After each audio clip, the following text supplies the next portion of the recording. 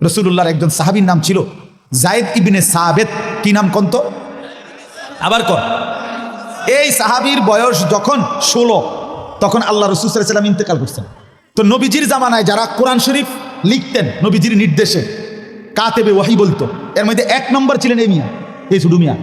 1 নম্বর কাতেবে ওয়াহি, ওয়াহি লেখক, কোরআন লেখক রাসূলের জামানায় ছিলেন এই ছোট মিয়া, এই যায়েদ ইবনে সাবিত রাদিয়াল্লাহু তাআলা আনহু। তো নবীজির ইন্তেকালের পরে প্রথম খলিফা হয়েছেন কে?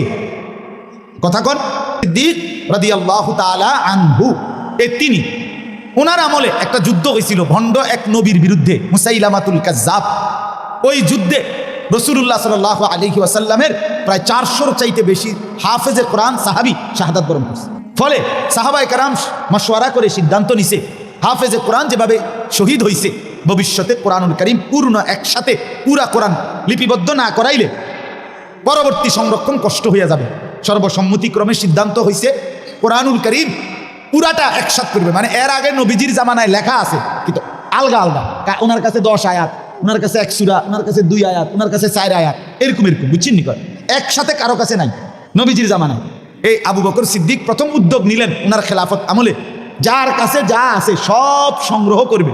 1 আয়াত 10 জনের কাছে থাকুক, সবই লইব, সব একত্র করে যাচাই বাছাই করে পুরা 30 পারার ধারাবাহিকতা একসাথ করবে।